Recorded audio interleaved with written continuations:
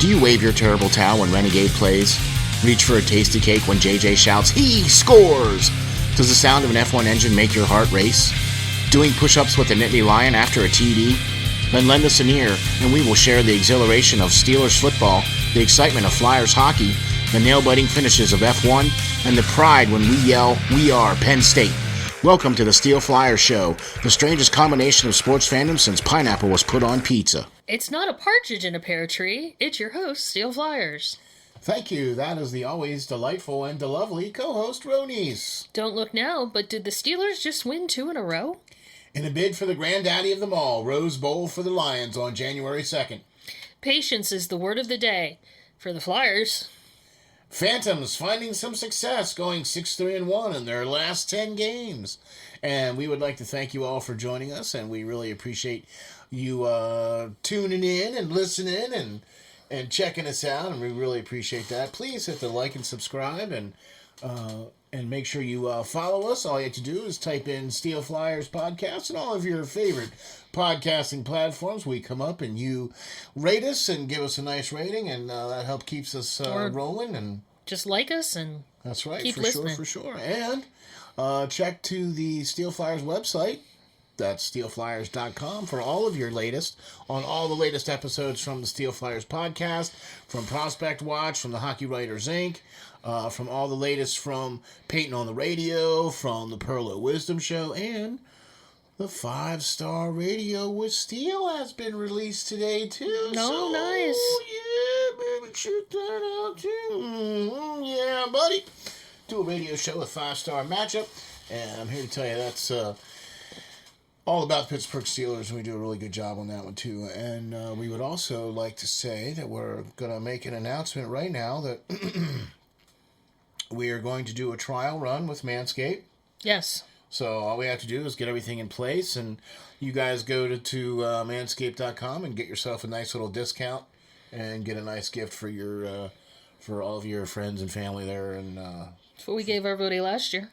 That's right. So for sure, thank you to Manscaped for all that, and we'd like to say, hey man, we got some stuff rolling, so be sure to check out the website for all the latest information, especially the great, the awesome, the writer extraordinaire, the editor-in-chief, Lance Green. Writing for the SteelFlyers.com All Sports Network. I'm here to tell you, you got to go check out Lance's latest articles. He's writing for the Flyers. He's writing Prospect articles as well. There's also an article up there by yours truly. Oh, there's more than one, isn't there? Just the one right now. I'm working on another one. Yeah, I'm working on another one. But yeah, you got to go check out the website. It's been updated and improved, and it'll be faster. So things will run a lot faster and a lot smoother on the website. Got to go check that out. Also, check out the awesome T-shirts. Yeah, those are great. Swag, man. They wear really well. They wash really nice. They're true to size. So go to the website. Go to SteelFlyers.com/shop, and you can get yourself a really cool SteelFlyers All Sports Network T-shirt, or a Hockey Writers Inc. T-shirt, or one of our favorites is the Follow the Frolic with the Pearl of Wisdom shirt. So go to the shop and check that out. Thank you very much. There'll be more stuff coming soon, too. Yes. We're looking into getting some hats and some other things going, and, well, So here we are, episode 16. Lions and Rose, oh my, the Steelers are running. Yeah. The Steelers won 2 in a row. Yeah. Have we entered? And the Lions are going to the Rose Bowl. Have we entered another alternate dimension? Doesn't it feel like that? Like we shifted a little bit? Hasn't it felt like that the last, couple weeks? Yeah. Sports-wise, wait a minute. Wait, no, we still have the Flyers to keep us grounded. That's true. Yeah, you're right. That's true. We still have the Flyers to keep us grounded. Well, thanks for that. I'm just a ray of sunshine. Well, you are a ray of sunshine. No. No, actually you are. I mean, seriously, it's like you are the ray of sunshine, so there you go. Well, actually, you're the shining star, so there you go. Anyway, let's get into some Steelers talk, shall we? Sure. All right. So, as we said at the top of the show, yeah, they've won 2 in a row now. Pittsburgh Steelers played Atlanta Falcons down in hot Atlanta. And Oh, yeah. You know what I noticed about that game? Yeah. When I was watching on TV? On the television? Yes, on the television. There were more Steeler jerseys in that crowd than there were Falcons jerseys. Okay, so here's the crazy thing, right? So all on Twitter was all of these Steeler fans from Steeler Nation, because you know how they travel awesomely, right? I mean, there's more Steeler fans, I think, that you see that go to games or that are in cities or whatever the case is, or they're transplants. There's always some. There's always a large group of them. You Right. know what I mean? And so there was a lot of pictures on Twitter and Instagram of fans showing pictures of the stand, you know, like in the concessions and all that, in the concourse there at the Mercedes-Benz Stadium. Okay. And I'm gonna tell you, man, it looked like a freaking home game. There was a lot of answers there. I mean, what? Well, I guess when your home team is the Falcons. Okay, I guess. I mean, you know, here's the thing that kills me, though, about the Falcons, right? So, they got rid of Matty Ice for Mariota? I mean, I don't get that move. I mean, I know they picked him up as a backup quarterback because they have injuries and everything like that, but, well, hey, you know, that's why I'm on this side of the microphone, and those guys are making the big bucks, and they're the ones that are walking around with clipboards or headphones, or, I don't know, Mike doesn't really, he has headphones, right? Yeah, speaking he has of Mike, headphones. Mike Tomlin has headphones. Speaking of Mike, he got in a little trouble this week. Yeah, I saw why he got in a little trouble this week. He's running, you know, just... Gotta be careful about where you talk and stuff, my friend. And so, well, I don't want to really... Focus on that? Yeah, no, I want to talk about how I think Kenny Pickett has been getting better week by week. He has. He's shown a lot of improvement. Yeah, he hasn't thrown an interception, knock on my head, or wood.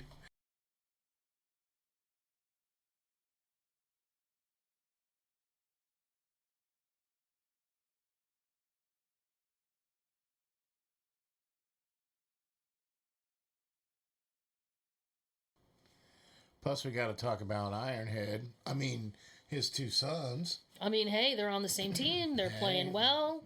Connor caught his first touchdown. That was really cool. Right, you know, and they, I read a story where they went to their dad's gravesite to go visit, you know, the gravesite where their dad was buried. Are they from Atlanta, or?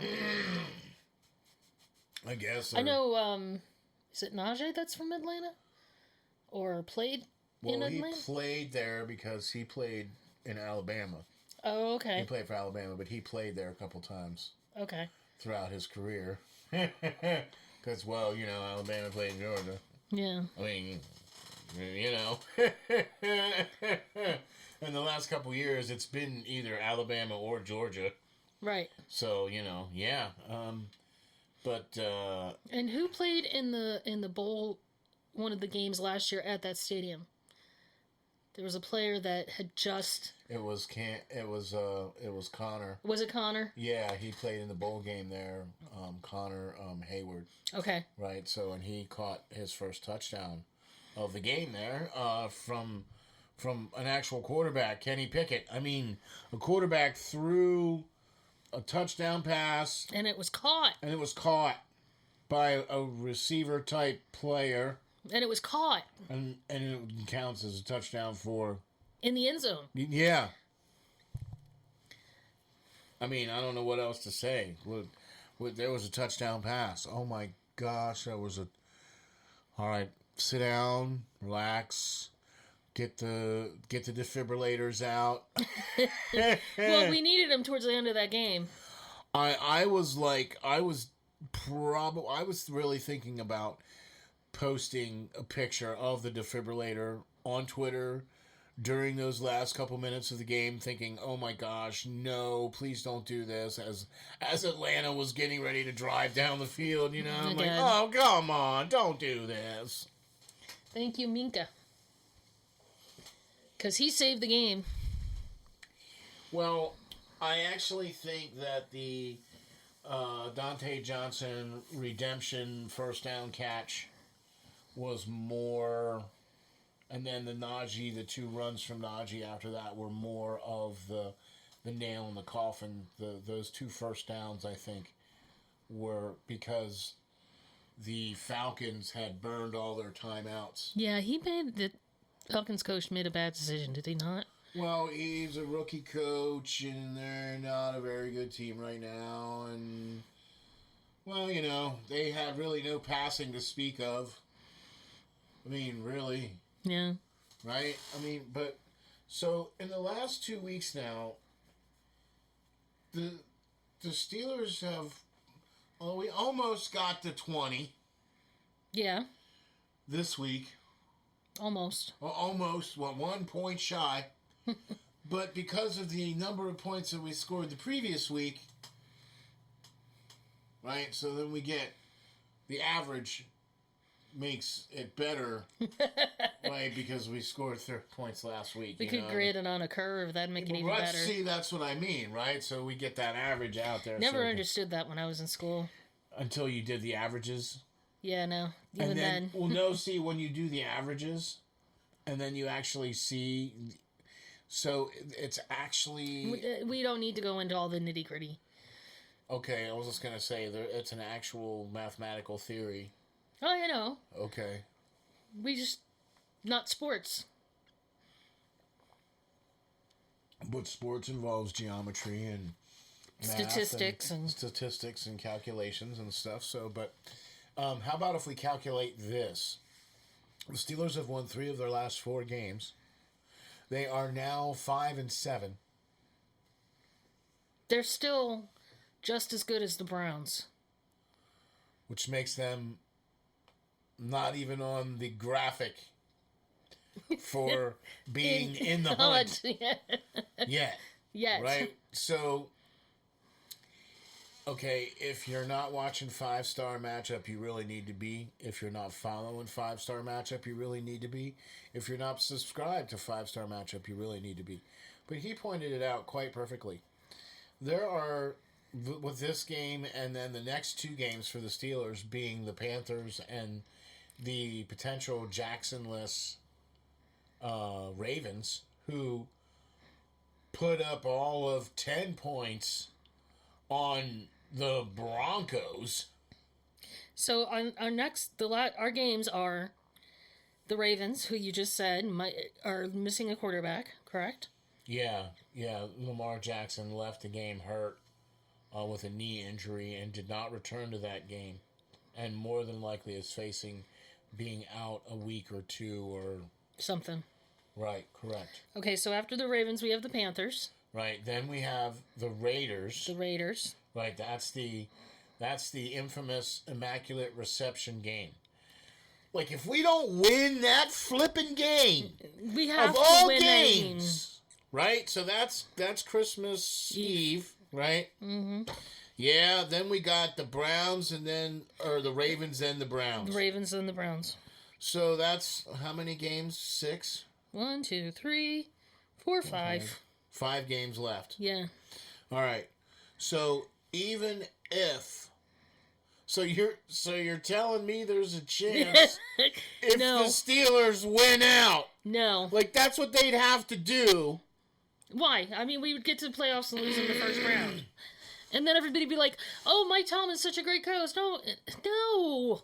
You'll see that's the killer part right there, because if you look at what's going on, if they win, so let's say hypothetically they're on the winning end of the next 5 games. So they win 3 out of 5. Yeah, that's kind of where I'm thinking. Maybe 3. They go 3-2 in the last 5 games, right? That puts them at 8-9. We're still losing. That's what I mean. That's still losing. right? Yeah, they look good down the stretch, and they played, so if they go 3-2 for the remaining 5, and they've won 3 of 4. Right. The previous 4 games, they've won 3 out of 4. Right. The O-line looks like they're starting to produce a run game. They still have no idea what pass blocking is now. Like, the first part of the season, they were doing great pass blocking. Like, they were one of the best pass blocking offensive lines. It was the only thing they were doing well. It was the only thing they were doing well. Now they have no idea what pass blocking is. But, hey, look at that run game. I guess they can only do one. Yeah, it's apparently that's the case here with this offensive line. They can only do one the other problem is thing at a time. They run, what is it called, the jet sweep, right? They keep running that, and it's like other teams are like, wow, they ran it 14,000 times in the last game. I bet they're going to do it again. So they're prepared for it. I'm going to say this to you, the listeners out there, what I said to Ronis the other day during the game. It's like, do you remember when Wisenhut would run, one of those jet sweep type plays? And there would be one maybe every couple of weeks. Right. Right? And then when you got into the playoffs, guaranteed you were going to see that. Right. Because it happened throughout the whole rest of the season, right? That was one of his signature things, was that he would always throw a little something in there like that too. Bruce Arians was the same way. But they didn't Todd use it. Haley was the same way. They all did the same thing. They all had these little plays, whatever, right? So I don't see that in Matt Canada. He's just playing the same plays over and over again. Because it's like he keeps doing the same thing over and over and over and over for that one time when somebody bites and they actually are successful at whatever jet sweep play that they're trying to not do. Okay? And then it's actually a successful play. One time, you run a play 14,000 times for it to be successful once. Right. That doesn't make sense to me. If you run the play 14 times and it's not successful, I'm not running that play very often. Right. You know what I mean? Because there ain't much of a situation for me to want to run that play in. Right. Do you know what I'm saying? Yeah. I'm still seeing wide receivers running the ball. Get the ball to them by throwing. So they can wide receive. So they can wide receive. So they can tight end.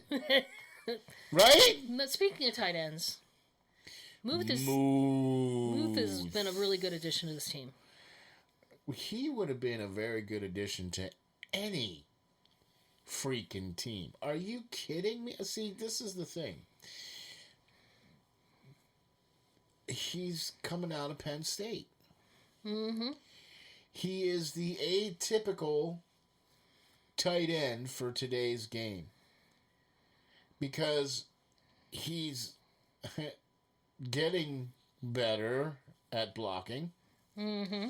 So that he's able to stay on the field during, obvious rundowns, run plays. But he hasn't been utilized very well at the beginning of the year. Because and the other part of it is that you have to get in the red zone in order to make plays in the red zone.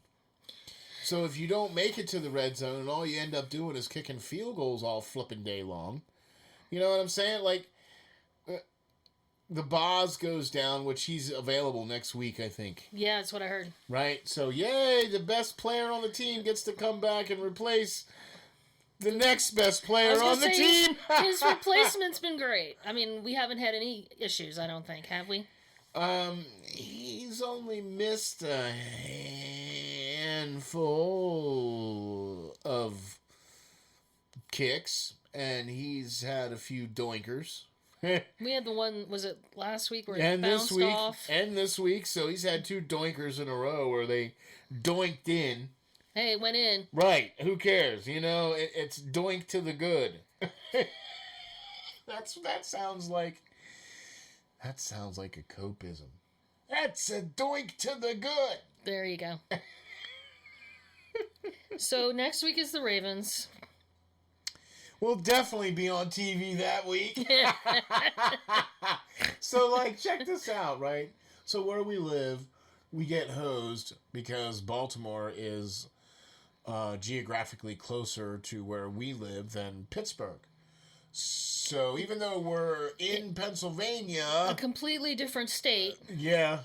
Than Baltimore. Yeah, so whatever. And, it's not like we would get the Eagles instead of the Ravens. Nope. We still get the Ravens because apparently... At an away game. They're at an away game. Yeah, you know what I mean? It's like, really? Okay. By the way, go Eagles.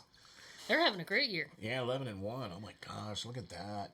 I tried to tell everybody we should have gotten Jalen Hurts. But everybody was like, oh, Jalen Hurts? Oh, he ain't gonna be. Oh, no, Jalen Hurts. Oh, no. You know what I mean? Like, what? You had an opportunity to get Jalen Hurts, and then we're stuck with what we got now. The room that we got now, Trubisky and Pickett, and look, I'm not trying to take anything away from Kenny Pickett.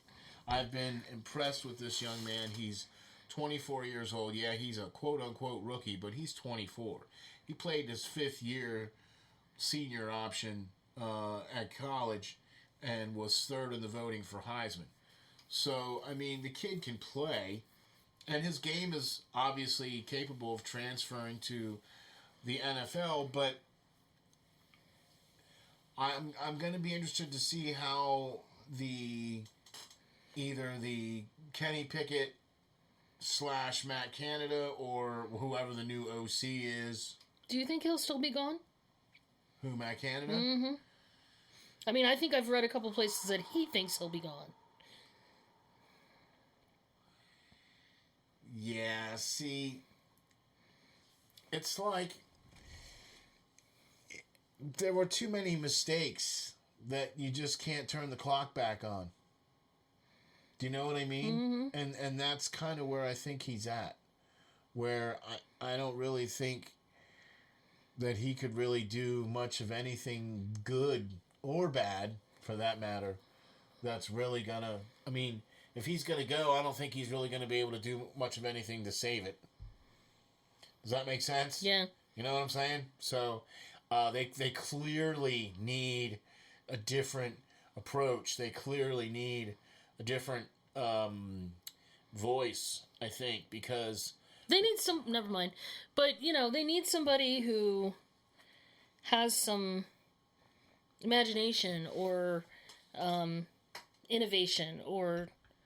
See, that's what we thought we were going to get with, with the Matt Canada, because of what he did in college and how innovative he was with all these jet sweep stuff. Look, I've watched every game, some games twice this season, just to take a look at how the offense specifically is being run. And like I said, the continuation of the jet sweeps, the number of screenplays to the oft or odd receiver, flanker, halfback, whatever you want to call it, doesn't work neither. The fact that they got Gunner, who's 5'0" nothing. Yeah. Right? I mean, really? Okay. And it would be one thing if Gunner was running, 60 miles an hour down the field, but he's not. But he ain't. And Sims, I mean, I've seen him make some good plays, but he needs to learn how to either wear the right gloves or learn how to make sure to catch the ball and suck it into his body. Well, there's a couple times where a couple different receivers are like, they should have had the ball. So that's the other part of it, and that's what plays into the whole Kenny Pickett evaluation. Because I think that's also part of the offensive coordinator's position. I think that's part of the head coaching position. I also think it's part of the fact that he's not given a successful plan to be successful on the field. Yeah. Meaning that whatever plays that Canada is drawing up is not successful enough to garner them enough points to win games. Yeah. Do you know? I mean, I don't mean, I'm sitting on this side of the microphone. Right. I know. Okay. I played offensive line. I played defensive line for 10 years. Okay. And some of the best coaches were coaches that had went over the fundamentals with you during practice. Right. And then when it was time to run through the plays, would give you the play, and then you'd run it over and over and over and over and over. Right. So that it became muscle memory. Right. Do you know what I mean? And that's kind of like how Lombardi coached. So I've been lucky to be under some coaches like that. That's how Ronnie Christ was. Yeah. That's how he would coach. He would give you, he would, write up the play, and you would get, we used to get printouts. Well, but they were black and white, you remember the old laminates? Yeah. And with the overheads? Well, so imagine those just printed off. Right. And then on a sheet of paper, here you go. And you get a little 3-ring binder, right? This is your playbook, right? I mean, it's only like, Right. half an inch thick, maybe, right?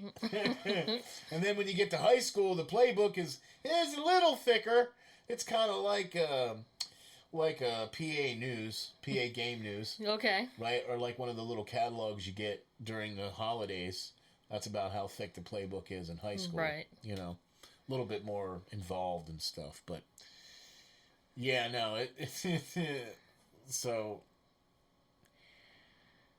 I don't know. We'll take the positive. Yeah, we're taking the positives. The fact that they've won 3 out of the last 4, we'll take that all day. We'll take an improved running game. We'll take an improved Najee getting better, even though it seems like he gets kind of a nick or a bang every single game. He was possessed against the Falcons because he had played in that particular facility a couple of times, playing for Alabama, playing against Georgia, obviously. And so he's got history in that building, successful history. Last time he was there, he had, I believe it was 5 touchdowns, right? 3 carries and 2 receiving touchdowns the last time he was in that building. So, Well, you know what? I think that's a good segue, by the way. We're You think talking college football when Najee was in college. What else can we say about college football? I know. Bowl season. Bowl season. How about that? And you know what, man? I can hear the blue band striking it up.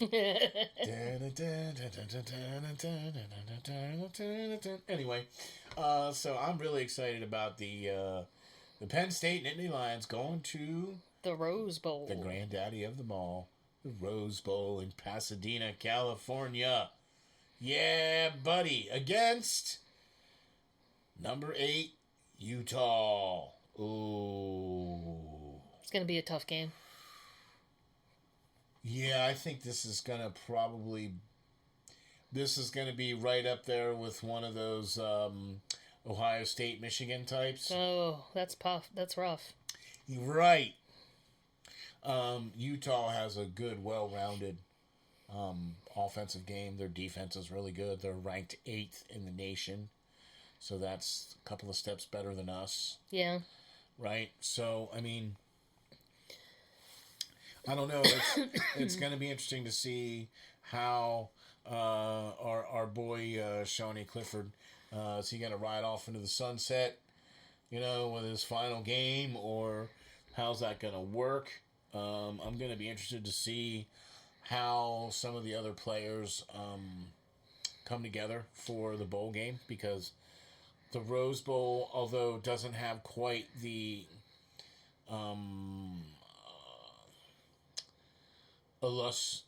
the illumination that it used to. The Right, 'cause significance. Yeah, that's it. Thank you. The significance. But once they added it to the Big Ten as part of the championship series, it lost its luster, I think. Yeah. But like the Rose Bowl used to be the granddaddy of them all, right? Right. I mean, there's a parade, the Rose Bowl parade. What? I mean, There is no other parade for a bowl game. You know what I mean? Right. Like, wait a minute.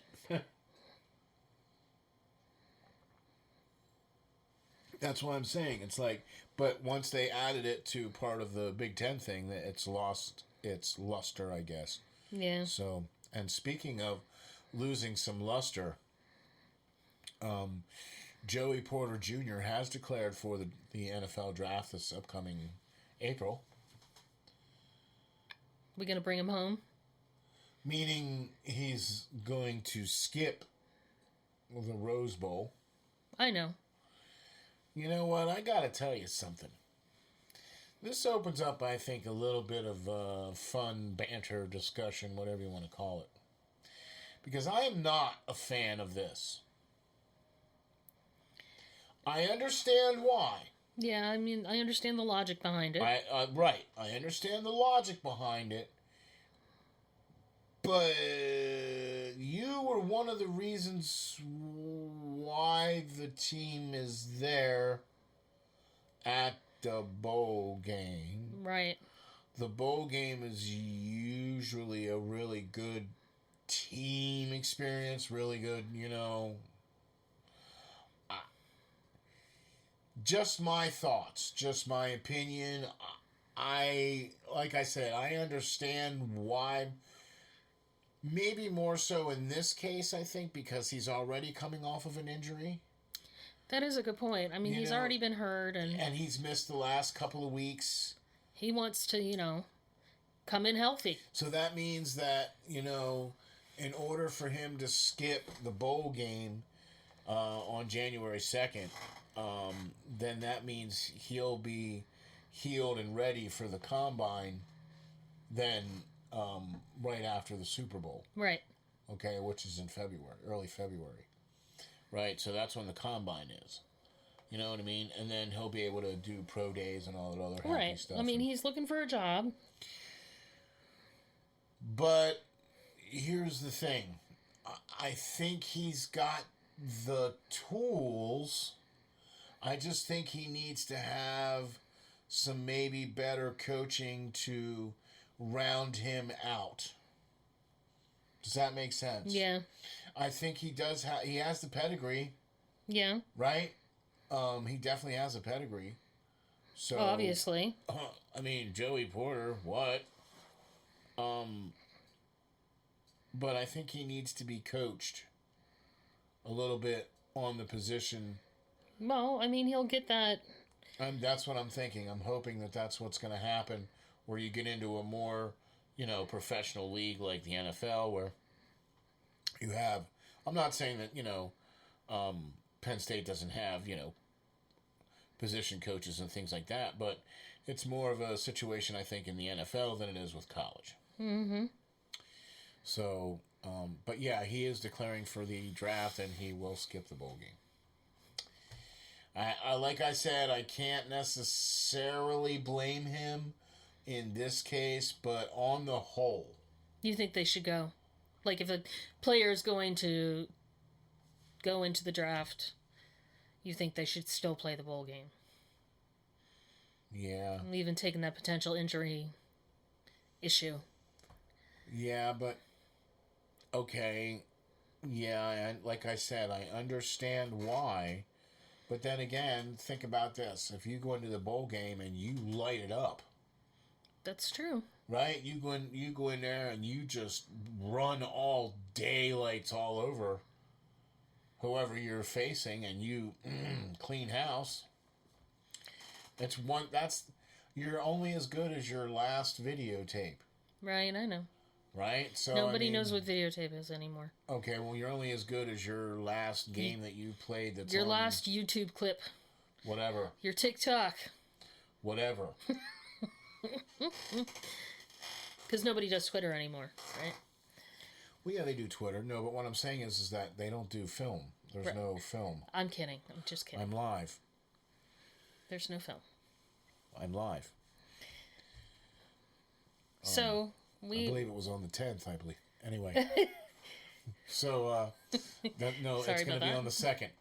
January 2nd will be the Rose Bowl game against Utah. I think that's going to be a tough game for the Lions, especially without Joey Porter. But It's going to be at least a competitive game. yeah. We're not just going to go in and get blown out and be, Well, here's going to be the good thing. Our offensive line is going to be back and healthy for the most part. Yeah. So that'll be a good thing as well, too, hopefully. Yeah. So I think that'll be a good part of it as well. But like I said, I think it's going to be a tough game regardless because Utah's a good team. And Penn State is lucky to be where they are. Yeah. And here they are now. It's their third game, and they're going to be playing against a ranked opponent that's ranked higher than them. Yeah. For a good reason. You know what I mean? And so, and then we'll see. Will Sean Clifford ride off into the sunset? I think he'll make a good backup quarterback somewhere. I don't think he's going to be a starter. Yeah. Do you think he'll play another position, maybe? No. No. Because I know sometimes quarterbacks go in and... Yeah, but he's not small like McSorley. Okay. And he's not a running quarterback. Even though he has that mobility, he's not that guy. Okay. You know what I mean? He's going to be that guy that's going to, wear the headset and the clipboard for a year or two and then be the backup. Okay. That's really, I think, his best role. And do I think he can be a good backup? Yes. I think he can be a good quarterback that can come in and maybe, every year you need to have a quarterback that can come in and at least win 2 or 3 games for you. Right, while your quarterback's healing. Or whatever, yeah. Right? And I think, I really think he could be a good enough quarterback to go in and do that. Yeah. By the way, I know we didn't talk about this when we were talking about the Steelers, but I kind of like the idea for the Pro Bowl game this year. I like that they're not doing... for this year, yeah. I like that they're not doing a game. Right, finally. Hey, all right, finally. And they're doing, skills competition, and it's going to be more flag like... football game. Yeah, it's going to be fun and exciting. In Vegas. Yeah, I think that's a good idea. I really Finally. Look, every NFL player that gets to go to the Pro Bowl, because guess where they used to have it? Hawaii. In Hawaii. Yes, I remember. Okay, well, think about that for a second. So you didn't get to go to the Super Bowl, right? So your consolation prize was an all-expense paid trip for you and your family to go to the Pro Bowl in Hawaii. Right. Right? And you get to go hang out with a whole bunch of other great, awesome players for 10 days, whatever. Right? Play the meaningless, stupid game. Right? And then go home. Right. So, I like what the NHL is doing, where I think that's what the NFL should do. Where they should have, little 5-on-5 flag football, I think what they're going to do. Yeah. They have little 5-on-5 each, group of players from each division or whatever plays against each group of players from the other divisions. Right. And then whoever wins, right, gets to represent the AFC, and whoever wins gets to represent the NFC, and then, do you know what I mean? That to me, that would be, I think it's going to get people more involved, more excited about it, because... Honestly, does anybody watch the Pro Bowl anymore? Because it's a meaningless game. And the players don't even really, with a few exceptions. It's still an honor to be selected for the Pro Bowl. That's the key. That's the key. It's an honor to be selected for the Pro Bowl, but nobody really goes to the game or, the players go, but there's a lot of players that either A, opt out. Right. They don't. The people go going to the game. Super Bowl are not going. And yeah, the people that go to the Super Bowl obviously don't go. Do you know what I mean? And or whatever. Right. So, I mean, no, I'm with you. I really think they should do what the NHL does. They have like a skills competition one day, and then the next day they have a, semi little tournament. Right. Where they have, each division plays against each division for abbreviated periods or whatever, 12, 15 minutes. But you don't want to have the guys out there playing a full, 60-minute hockey game. Right. You don't want to have them out there playing a full 60-minute football game. Full 15-minute quarters and No, you're only going to play 5-on-5 and, you're maybe 7-minute quarters. Maybe they could do something like or 5-minute quarters. Like the combine, where they do all those skills in the combine. So that's probably what they're gonna do. Like the best sprint, the highest jump, So they'll probably do more like what they used to do with the quarterback skills challenge and or some of the other skills challenges what they used to have. Like the quarterbacks would have to throw the ball into a tire, say, moving across the field at a certain particular position, or they'd have to throw a series of footballs into a series of targets at a series of areas on the field. Right. Do you know what I mean? Or just stupid stuff like that. So they'll probably have, different skills for guys that, like running backs, have to run through 25 seas of hands without a fumble, or, whatever. Right. I mean, they'll come up with something, I'm sure. Right. You know what I mean? I'm sure they will. Speaking of the NHL...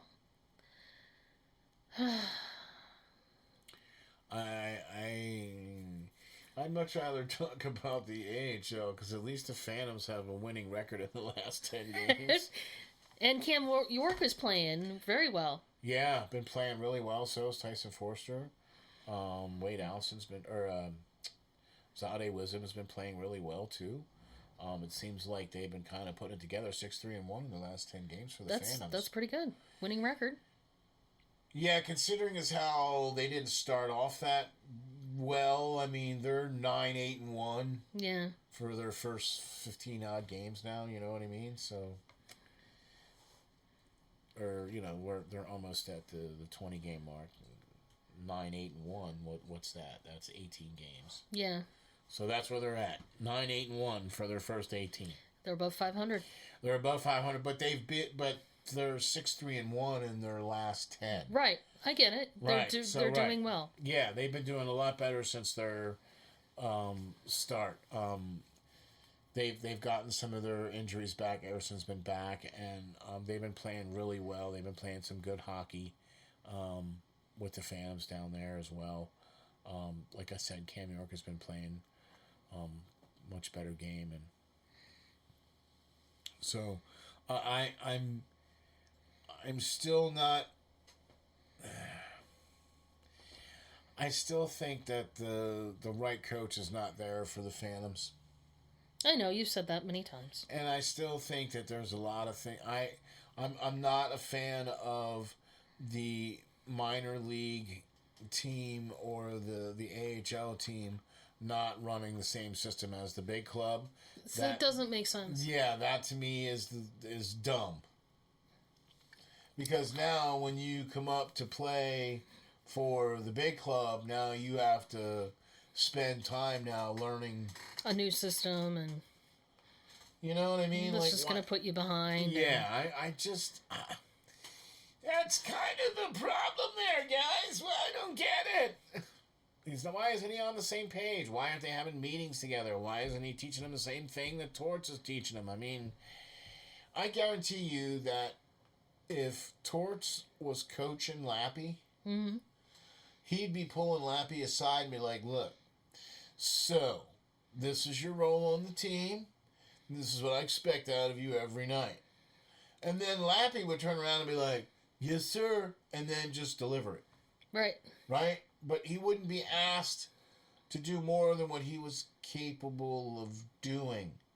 And so I think that's what's going on here with the Flyers is there's a lot of ask from them to try to be something that they're not. The Flyer players? Yeah.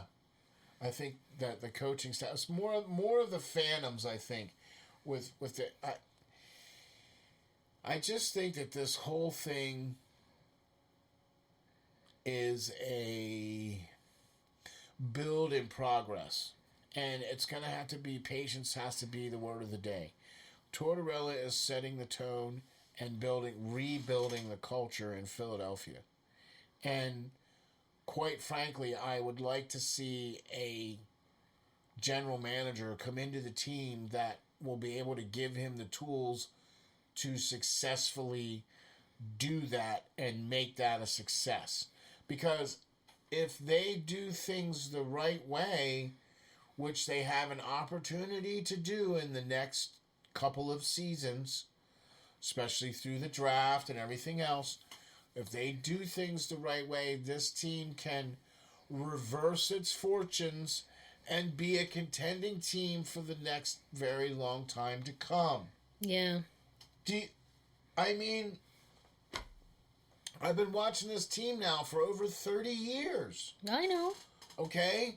And you're so frustrated you could pop your little head off. Like, if the vein in my neck... Do you know what I'm saying? Let's talk about the Flyers for a second. So TK is back. Yeah, and so is Scotty Laughton. And that, right in there in itself.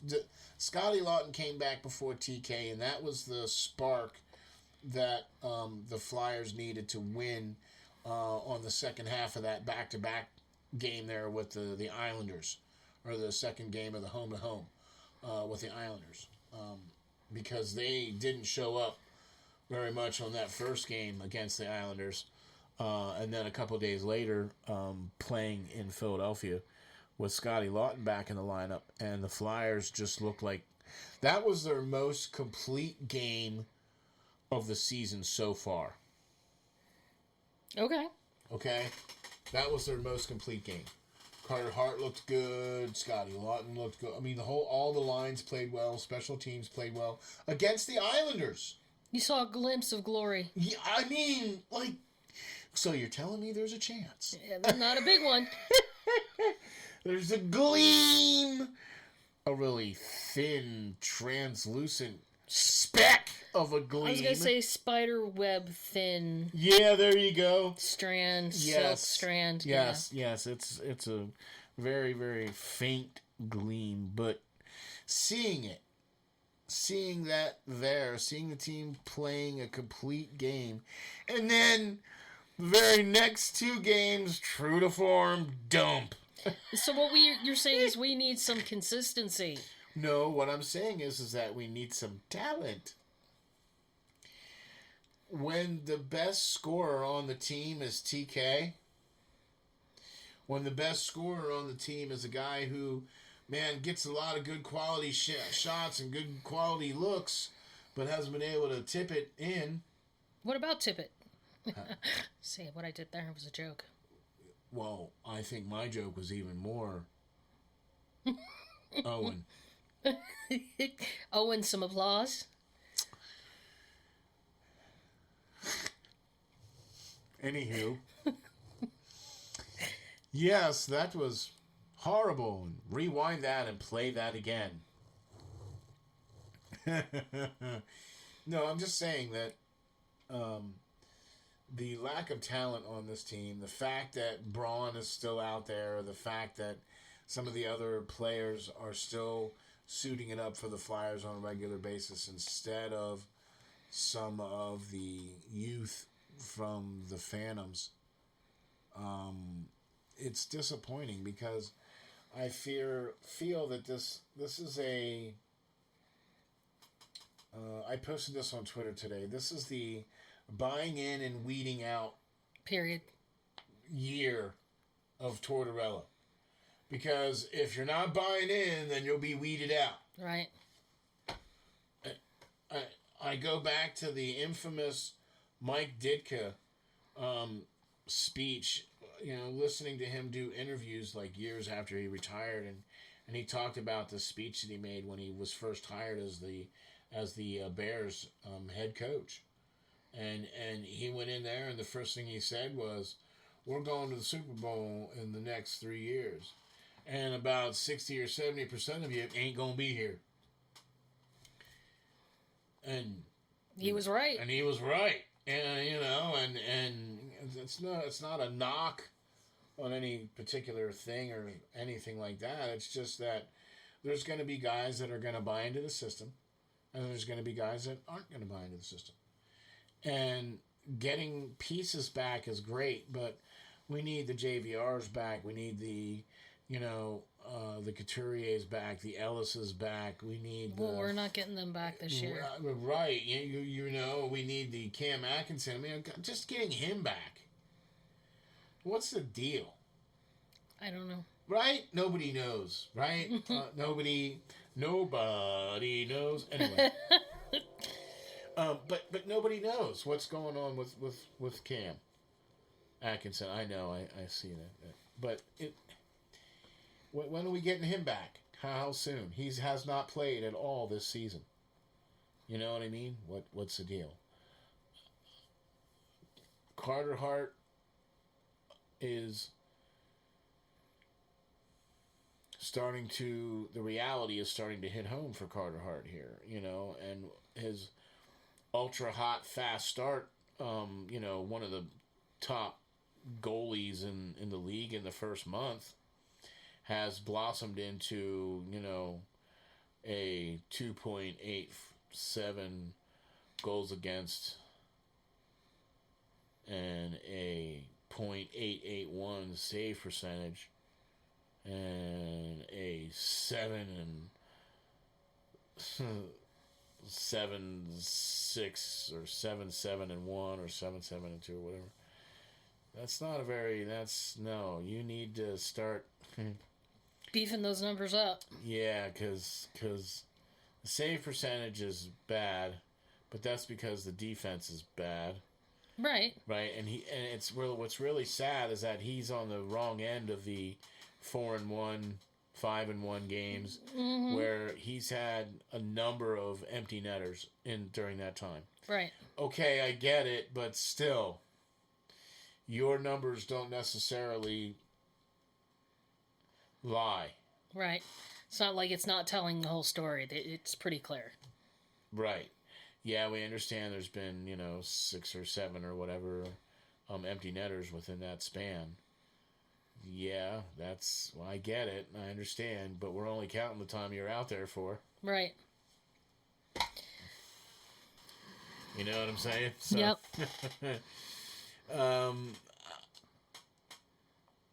I don't know.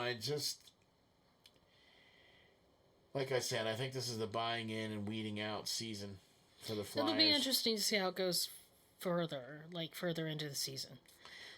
Are we going to start seeing, we're starting to see 1 or 2 games where we're getting really good? Are we going to see that more consistently? Are we going to see more of a drop-off? I mean... Well, so Tortorella has said that by this time, the teams that he's coached for the first time usually tended to get it by this point in time in the season. So I'm anticipating there to be some... the arrow pointing up. Yeah.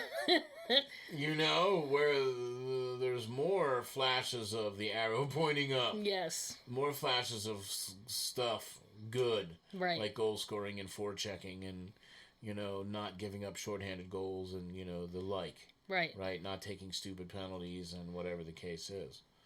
So, is there light at the end of the tunnel? Yeah, there's light at the end of the tunnel, but is it going to be this year? Probably not. Probably not this year. Do you think Tortorella will make it through another season? Will they keep him around for 2 seasons? I think Tortorella's going to outlast the current general manager. You hope so. I think so.